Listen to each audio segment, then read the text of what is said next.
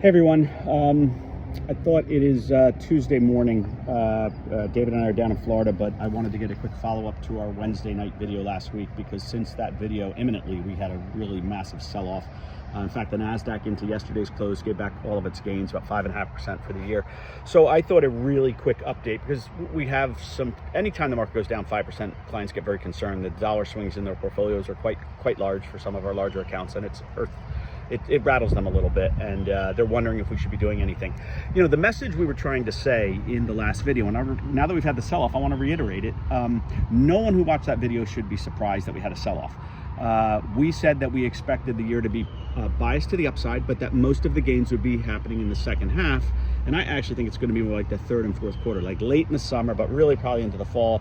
We should get upward price action into the close, and it should be a decent year. And that's really pricing in 2026. 2025, it's going to be hard for the market to advance in the first half of the year. We thought it would be very choppy, corrective in nature. We'll be buying those dips. Remember that when you see the market sell off, you don't need to call us and ask if we're worried and if we're selling and we're concerned about the sell-off. No, we expect the sell-off. We're going to be better buyers on those dips. You know, something I said in the video was that we watch a lot of indicators, and one of them tells you when the market is coiled up like a spring. What that means is you get this really sideways action. Markets don't go sideways for very long. The longer it goes, the more coiled up it is like a spring waiting to unleash. And we said that, you know, when it breaks, it's either going to break up or down, but that indicator won't never give you direction. Okay, there's others that we have to watch, and that there are ones that tell us the market was overbought, therefore the path of least resistance was probably down. I said if I had to bet, I would bet that the market, when it breaks, it's going to break hard down. And yeah, I bought some puts in my personal account, did nothing in my long-term investment account. Are you kidding? Do you think I'm going to generate 20% in capital gains taxes and 10% in New Jersey state taxes to send off to these governments when I just got to ride through a small correction? And I think these things are going to be worth 2 and 3 times over the next 5, 7, 10 years. Absolutely not. I'm not going to sell that stuff.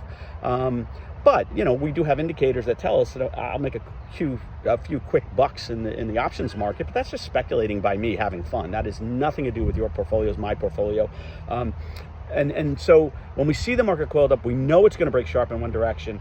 We have other things that we look at that will tell us whether it's going to break up or down. And they're not perfect. We read like 7 of them, and you got to kind of put them all together into some kind of an equation.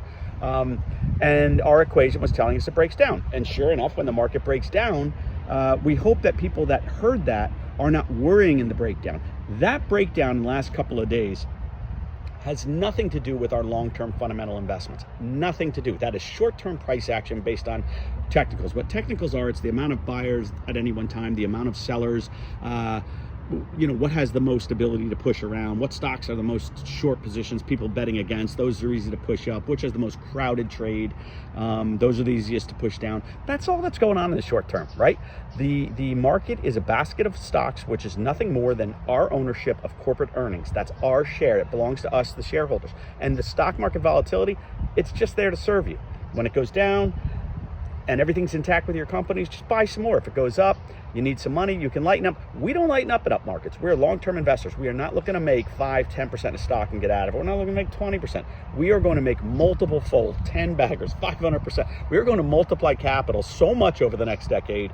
And the world's going to throw stuff at us. They're going to give us collapses. They're going to give us crashes. They're going to give us recessions. They're going to give us, you know, financial crises, tech bubbles. Everything is going to be thrown, wars.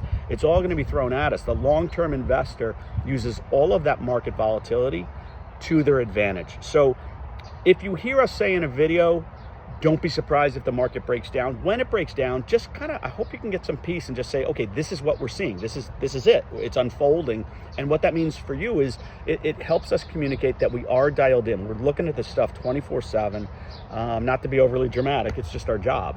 But we'll have already moved in your portfolio if we think there's something to be worried about. But when you see this weakness over the next 6 to 8 months, it's going to be a long year, by the way. We're just getting started.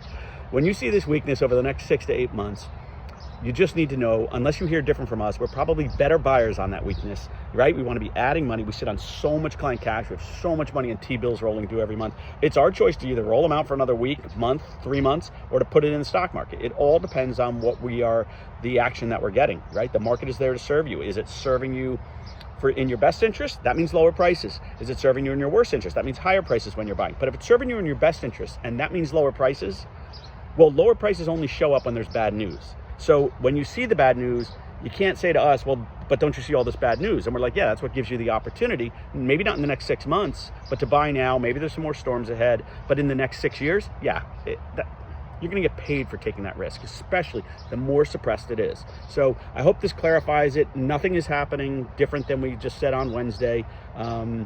You know, what do I want to see? I want to see it go down further. Why? Because I want to buy it. I want to buy it for myself. I want to buy it for our clients.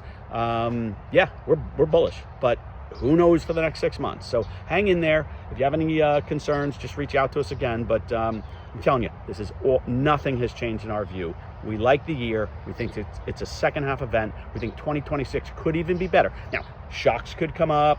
There's a lot going on in Washington right now.